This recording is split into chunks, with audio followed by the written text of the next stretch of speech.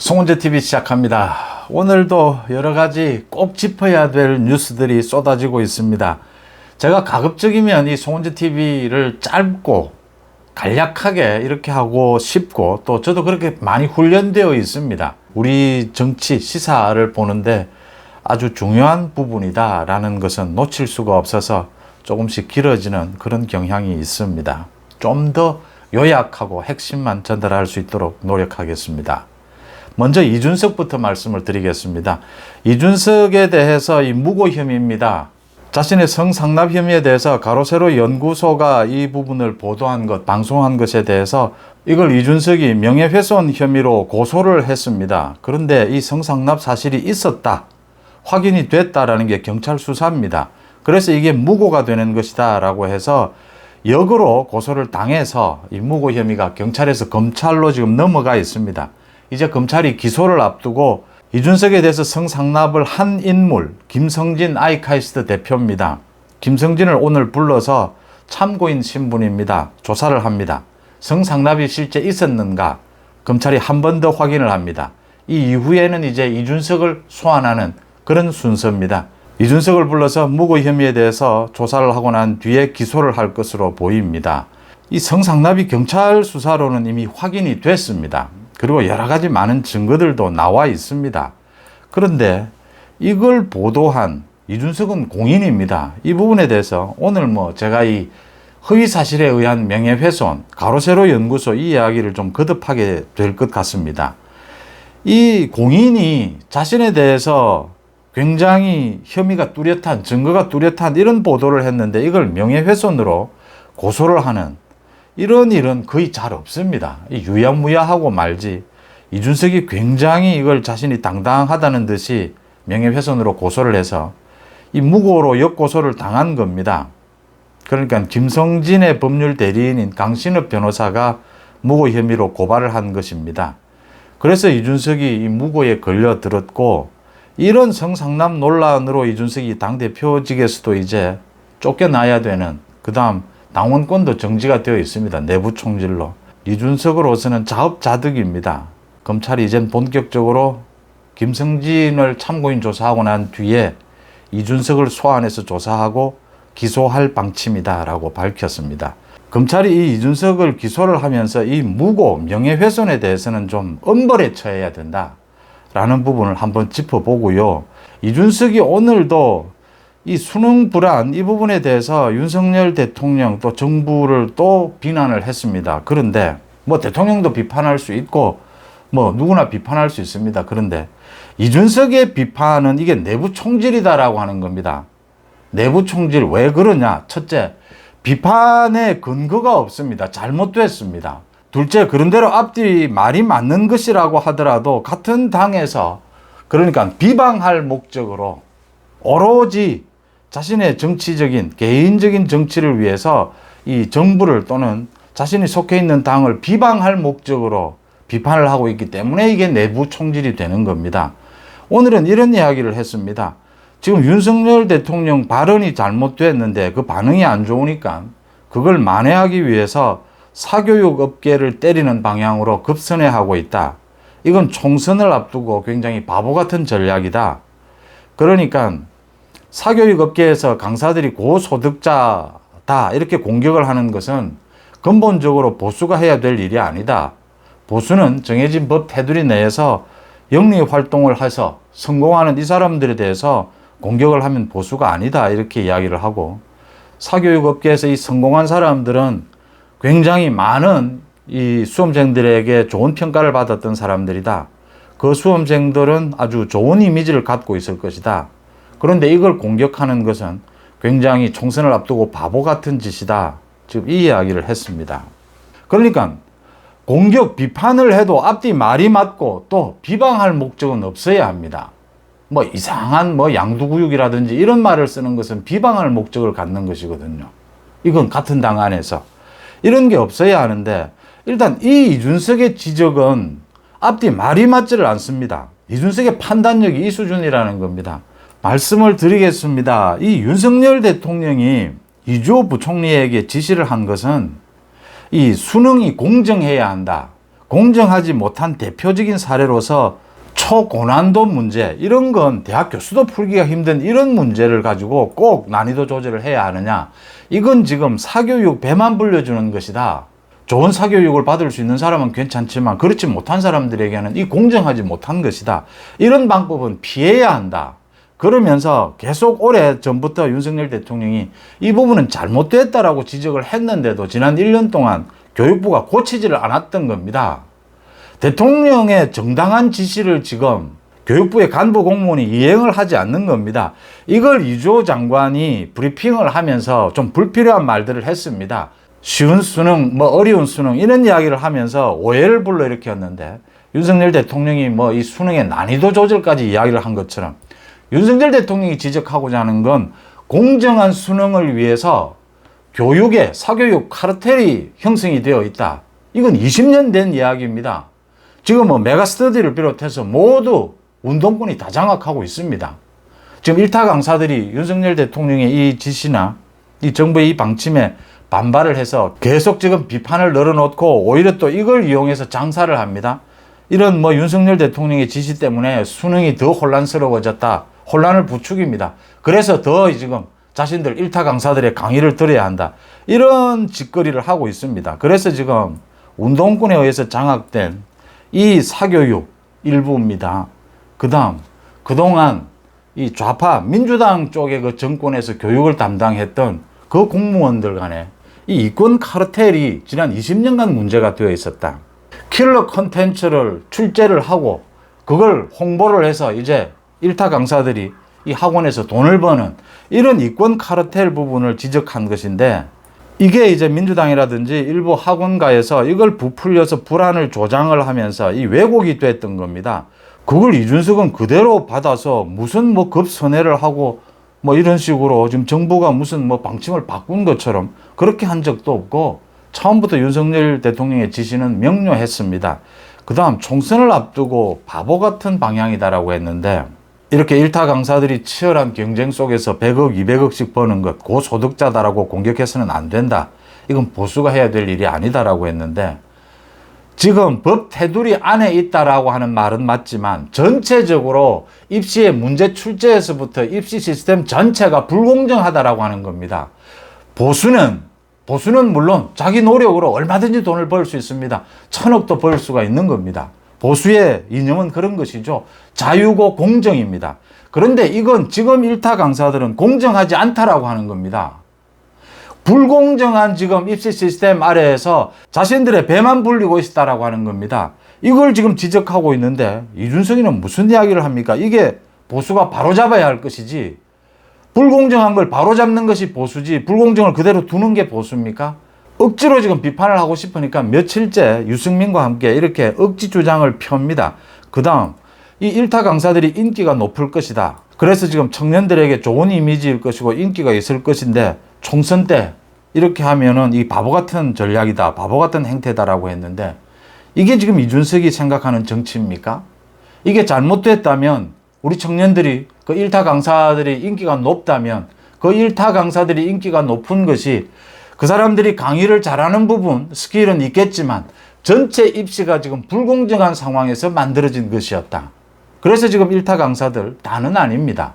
일부 지금 여기에 반발해서 이 교육부의 방침에 반발해서 지금 비난을 퍼붓고 더 지금 입시를 혼란을 시켜서 자기들 장사를 하려고 하는 이런 태도를 보이고 있는 일타 강사들에 대해서는 철퇴를 내려야 합니다. 만약 이런 사람들의 일타 강사의 이 불공정한 행위에 대해서 이 인기에 의존해서 총선을 치르겠다. 그 전략이 바보 같은 것이고 그 전략이 잘못된 것입니다. 이준석의 이 정치적인 비판 수준이, 판단력이 이 정도입니다.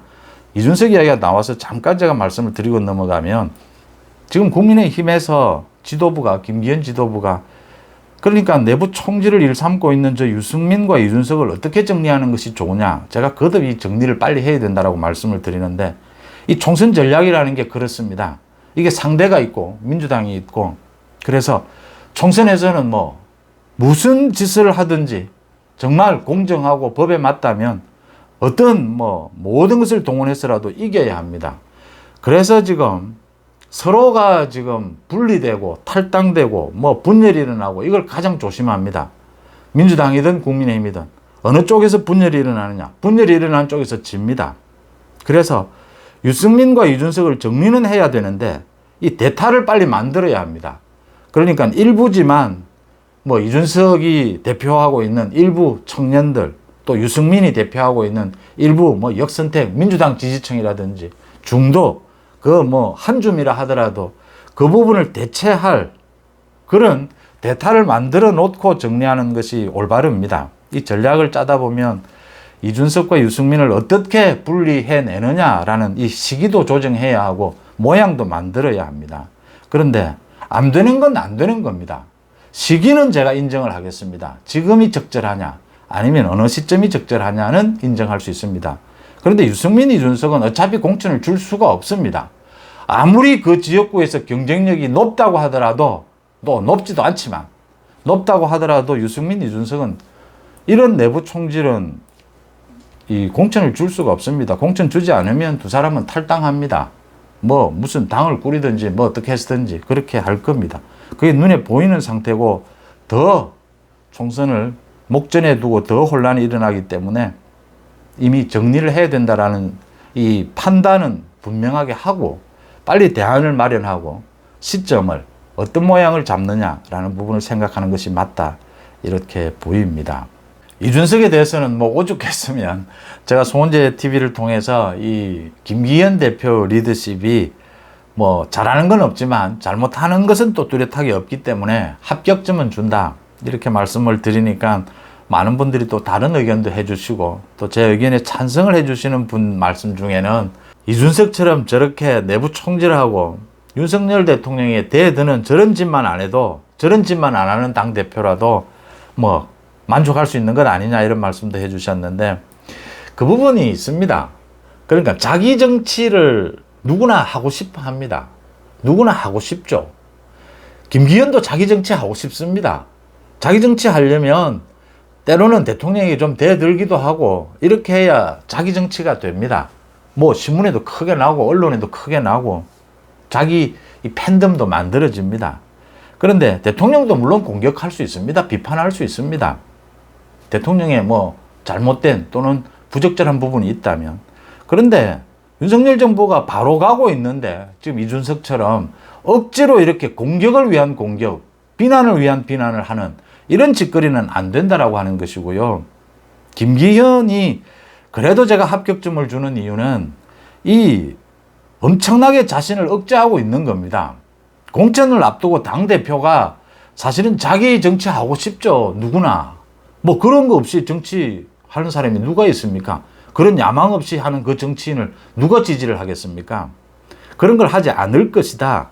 윤석열 정부와 보조를 잘 맞출 것이다. 이래서 당헌 당규도 바꿨고 당원 100% 손으로 김기현을 뽑았다. 그렇다면 김기현에게 기회를 주고 가급적이면 잘못하는 게 확실하게 있다면 뭐 이건 공격도 해야 되고 또 대체할 부분도 생각해야겠지만 그렇지 않은데 공격을 하고 뭐 비대위 이야기도 나옵니다만 그건 다른 의도가 있는 것이다. 그러니까 지금 생각하시는 안철수를 비롯해서 누가 당대표가 돼도 자기 정치합니다. 당대표가 자기 정치하지 않으면 누가 감히 자기 정치를 할 수 있겠습니까? 그러니까 자기 정치는 당연한 겁니다. 어떻게 보면. 그 부분을 김기현이 억제해야 한다. 그래야 이 조화가 된다라는 말씀을 드리고요. 그 말씀 김기현 대표 이야기가 나온 것은 이준석입니다. 이준석 같은 이런 대표, 이런 지금 정치인은 사실은 이준석은 정치에서 이제는 도태되어야 합니다. 이런 판단력, 이런 행태, 자신이 성상납 부분에 대해서 무고로 자신이 고소를 하는, 그래서 지금 걸려든 것, 이런 걸 보면 정치적인 역량이 현저히 떨어지는 사람이다. 이렇게 평가를 할 수가 있겠습니다. 가로세로 연구소 이야기가 나와서 잠깐 하나 더 말씀을 드리겠습니다. 그러니까 조국의 딸 조민이 포르쉐, 빨간색 포르쉐를 타고 다닌다라는 주장을 했던 강용석 변호사 등의 그 유튜브죠.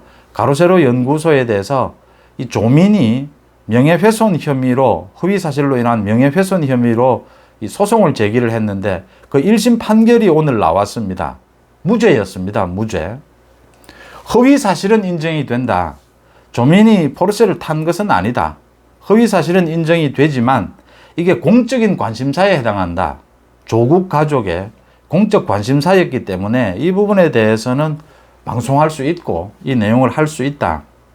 그래서 많은 사람들이 좀 의문이 드는 부분이 있을 겁니다.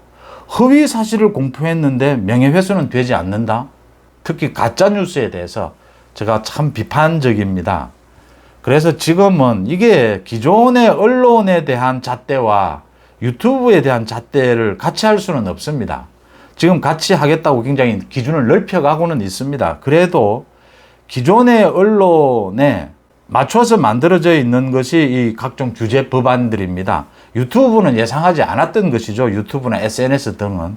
이제 그런 법안의 정비도 일어나고 있고 이걸 지금 준용해서 기준을 넓혀가는 이런 작업들이 계속되고는 있습니다만 그래도 기존의 언론은 또 그 기자들은 많은 오랫동안 이 보도의 훈련을 받았습니다. 취재의 훈련을 받았고 유튜브나 기존의 SNS는 그런 훈련이 없는 정말 뭐 자유로운 이런 방송들입니다.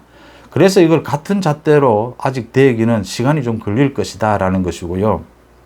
명예훼손은 허위 사실로도 명예훼손이 일어날 수 있고 허위 사실 아닌 진짜 뉴스로도 명예훼손이 일어날 수가 있습니다. 그 다음 여기에서 공적 관심사라고 해서 명예훼손이 되지 않는다? 오늘 이렇게 판결을 했습니다. 지금 뭐 검찰이 다시 항소하겠다라고 하는데 아마 이건 무죄가 될 걸로 보입니다. 그런데 이렇게 되면 많은 사람들이 생각하게 됩니다. 그러니까 김의겸이가 한동훈 장관에게 그 청담동 밤에 술을 마신 것, 윤석열 대통령과 한동훈 장관이 변호사들과 함께 30명이 술을 마셨다, 심야에. 이것도 허위 사실은 분명합니다. 그런데 공적인 내용이지 않느냐. 그러면 이것도 그러면 명예훼손에 해당되지 않는 것이냐.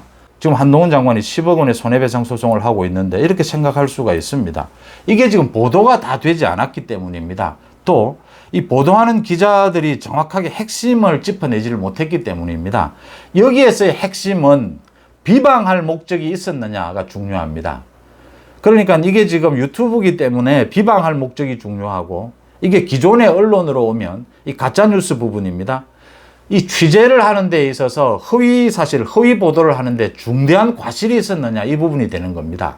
이 비방할 목적이 있었느냐, 중대한 과실이 있었느냐 이 보도를 하는데 김의겸이 그 청담동 술자리 이야기한 것은 중대한 과실이 아닙니다. 이건 고의가 있었습니다. 비방할 목적이 있었습니다. 가짜뉴스를 퍼뜨릴, 허위 사실을 퍼뜨릴 그런 목적으로 그 이야기를 한 겁니다. 상식적으로도 대통령과 법무부 장관이 심야에 변호사 30명과 술을 마신다. 이거 상식적으로 말이 안 되는 겁니다. 말이 안 되는 일도 일어날 수 있습니다. 그렇다면 전화 한 통이면 확인이 됩니다. 확인하지 않았다면 중대한 과실이 있는 것이고 확인을 했다면 알고도 가짜뉴스를 퍼뜨린 겁니다. 그 다음 이런 경우에는 유튜브의 경우이기 때문에 비방의 목적입니다. 공인에 대해서 제시할 수 있는 내용인데 허위 사실이었다 하더라도 이 가로세로 연구소 쪽에서 이게 조민의 차일 수도 있다라고 하는 그런 의혹을 제기할 수 있는 이게 주차장에 세워져 있었습니다. 부산대 그 의전원 주차장에. 그래서 그렇게 혼돈을 일으킬 수 있는 실수를 할 수 있는 그런 여지가 있었다. 비방할 목적은 없었다. 조민을 굳이 비방해야 될 이유는 없었다. 지금 조국의 재산 문제 이런 부분을 이야기하면서 이 포르쉐 이야기가 나온 것인데 조민을 직접 비방할 그런 목적, 의도가 있다라고는 보기 힘들다. 이래서 이제 무죄가 된 겁니다. 그래서 전혀 분리가 된다. 이 핵심은 지금 비방이냐, 중대한 과실이 있느냐. 제가 가짜뉴스를 정의할 때 언제나 말씀드리듯이 아예 이게 허위 사실인 걸 알았느냐. 아니면 허위 사실이다라고 하는 것을 자신이 확신하게 되는데 중대한 과실이 있었느냐. 이 부분이 핵심입니다. 그 부분을 짚어드리고요. 이재명이 어제 자신의 불체포 특권을 포기하겠다라고 이야기하고 난 다음에 이게 지금 정치권에 많은 화두가 되고 있습니다. 가장 관심을 끄는 것이 이제 한동훈 장관이 여기에 대해서 어떻게 반응하느냐라는 것입니다. 오늘 한동훈 장관이 국회에 출석하기 전에, 본회의에 출석하기 전에 이재명의 이 불체포 특권에 대해서 한두 번 말을 바꾸는 사람이 아니다. 이미 불체포 특권 지난 대선 때도 약속을 하고서도 또 말을 바꿨지 않느냐. 실제로 어떻게 실행을 할 것인지를 밝혀야 한다. 그러면서 두 가지를 제시를 했습니다. 한동훈 장관이. 방탄국회를 열지 않는 방법. 또 하나는 당론으로 불체포 특권을 당론으로 정하는 방법이 있다. 그걸 지켜보겠다라고 했습니다. 압박을 가하는 것이고, 검찰이 제2의 구속영장을 칠 것이냐 부분에 대해서는 한동훈 장관의 말이 지혜롭습니다.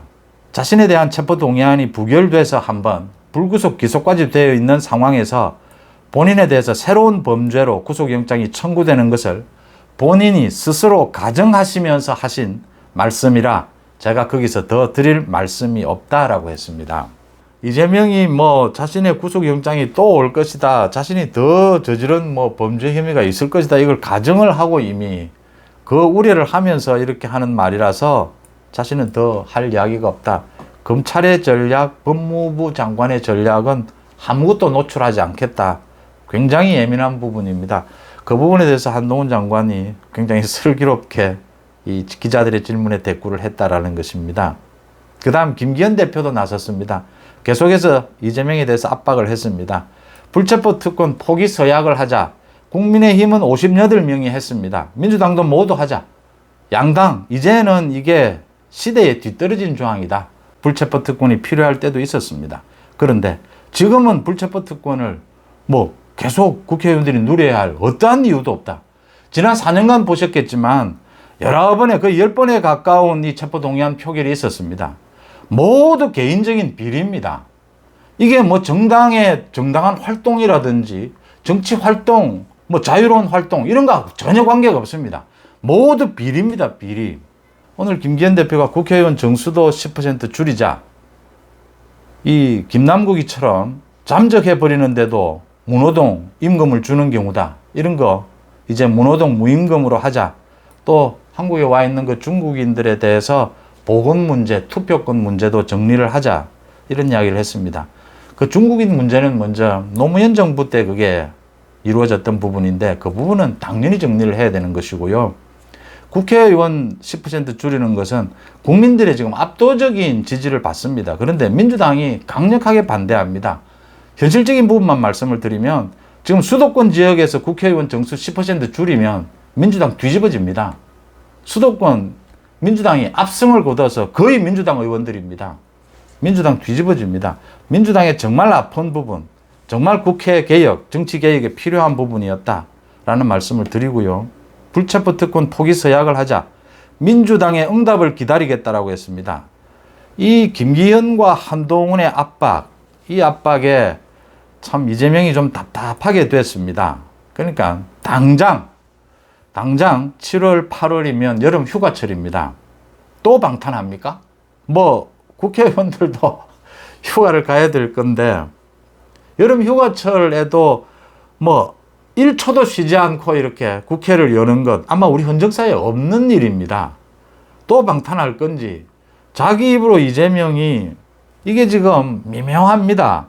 지금 돈봉투 받은 사람, 돈봉투 게이트, 돈봉투 받은 의원들에 대해서 구속영장을 치고 체포동의안이 넘어오면 이 돈봉투 게이트는 지난번에도 보셨다시피 이게 국회의원들이, 민주당 의원들이 예민합니다. 이재명 문제는 이재명의 제2체포동의안이 넘어오면 이제는 민주당에서 아마 비명반명해서 반란표가 쏟아질 가능성이 매우 높습니다. 그래서 이재명이 선제적으로 지금 자신이 공세적으로 앞장서서 포기해버린 겁니다.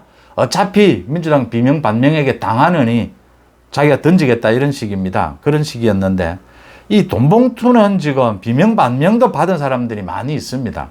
이래서 이게 지금 집단 이기주의가 발동을 하는 부분입니다. 그런데 돈봉투 현역 의원들 지금 체포동의안이 넘어오면 이재명이 어떤 태도를 보일 것이냐. 그 다음 두 번째, 당장 7월, 8월 국회는 어떻게 할 것이냐. 또 방탄을 열 것이냐. 왜 방탄을 여는데? 국회에 아무도 없는데 국회의원 아무도 안 나올 건데 왜 방탄을 여느냐. 지금 이 두 가지 문제를 던진 겁니다. 한동훈 장관과 김기현 대표가. 풀어봐라. 김기현 대표는 특히 국민의힘부터 지금 전원이 참여를 할 필요가 있습니다. 불체포 특권 서약에. 그 다음 민주당을 압박하면 됩니다. 지난 10년 동안 그래도 좀 이유가 있는 불체포 특권, 체포동의안 표결이 있었느냐? 하나라도 있었느냐? 이렇게 해서 압박해 가면 민주당이 아플 것이다. 이렇게 보입니다. 그 다음 끝으로 하나만 더 소개를 해드리겠습니다. 제 송원재 TV 댓글에서도 지적을 해주셨습니다. 이 후쿠시마 원전 오염수, 오염 처리수 뭐 어떤 것이든 좋습니다. 이 부분과 관련해서 지금 정부가 매일같이 이 팩트 체크를 하고 있습니다. 그래서 그 내용을 좀 자세하게 소개해 달라고 말씀을 해주신 분이 있었습니다. 정말 필요한 일이라고 생각합니다. 그런데 정부에서 매일같이 팩트 체크를 하고 이 거짓 선동을 바로잡는데 이게 기사화가 크게 안 됩니다. 왜냐하면 이런 기사들, 정부가 이렇게 가짜뉴스를 바로잡고 하는 이런 건 이 시청률이 높지를 않습니다. 그래서 언론사마다 보도를 잘 안 하고 보도해도 조그맣게 합니다.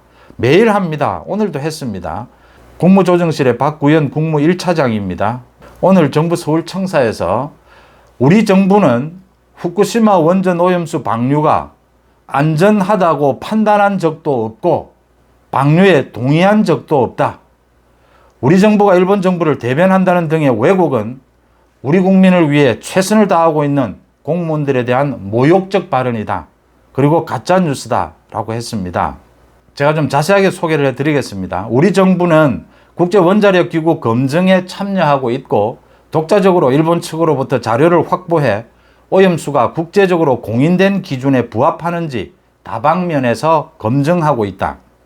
과학적으로 안전기준을 충족하지 못하면 방류에 반대할 것이다 라고 했습니다.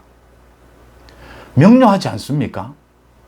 이런데도 무조건 오염 처리수를 방류하면 안 된다 반대하는 것, 그건 그냥 일본과 원수되자는 것이지 않습니까? 이재명의 민주당처럼 또 중국처럼 일본에 대해서 무조건 오염 처리수를 방류하지 말라, 뭐 과학이고 지랄이고 필요 없다 이렇게 하면 이건 그냥 원수되자, 원수로 살자 이것밖에 안 되지 않습니까? 국제적인 글로벌 스탠다드가 아니지 않습니까? 국제사회로부터 분리돼서 우리 혼자 살겠다라는 그런 태도지 않습니까? 지금 중국이 저렇게 싱하이밍 대사가 저런 내정 간섭을 하고 저런 폭언을 늘어놓아도 이재명과 함께 저런 작당을 해도 윤석열 대통령은, 윤석열 정부는 중국 대사의 역할 저 부분만 꼬집었지 중국 측과의 문제는 더 확산시키지 않고 있습니다. 이게 책임 있는 자세지 않습니까? 중국 대사는 빨리 사과를 하고 자기 입장을 정리를 해야 합니다. 그 부분 다시 한번 짚고요. 지금 정부가 하는 입장이 명료하지 않습니까? 과학적인 검증이 기준에 맞지 않다면 방류 반대한다. 우리도 충분히 국제원자력기구 검증도 하고 있지만 우리도 일본 측으로부터 직접 자료를 받아서 모두 검증하고 있다. 또 중요한 것이 있습니다. 뭐 이재명은 입만 열면 무슨 방사능에 오염된 지금 수산물이 우리 입으로 들어온다, 우리 식탁 위에 오른다라고 합니다. 그런데 정부가 분명하게 또 밝혔습니다. 오늘도 오염수 방류와 수산물 수입은 전혀 기준이 다른 문제다. 왜 다르냐? 오염수, 지금 오염수 방류하는 것은 이번에 오염 처리수를 방류하겠다는 것이고 10년 전에 이 원전 사고가 났을 때 이미 엄청난 양의 방사능이 일본 앞바다에 유출이 됐습니다. 그래서 수산물 수입은 전혀 다른 기준이다. 어떤 기준이냐? 국제적으로 공인도 되고 과학적으로 공인도 되고 또 국민들이 안심할 때까지 일본의 후쿠시마산 수산물은 수입하지 않는다라고 했습니다. 이 이상의 무슨 합리적인 기준이 있습니까? 이 이상의 어떤 적합한 정부 대응이 있습니까? 일본의 그 원전 사고에 따른 방사능 누출 이 부분이 있었기 때문에 이건 뭐 과학적인 기준이 있다 하더라도 충족한다 하더라도 국민들이 모두 안심하고 인정할 때까지 후쿠시마산 수산물 수입 금지는 해제되지 않을 것이다 라고 했습니다. 여기에 가짜뉴스 거짓 선동이 어디에 끼어들 틈이 있습니까? 이래도 끼어들고 있다면 그건 그 부분을 지지하는 사람, 그 정당은 우리 사회로부터 격리시켜야 될 정당이다. 이렇게 말씀을 드립니다. 송재TV 마칩니다. 고맙습니다.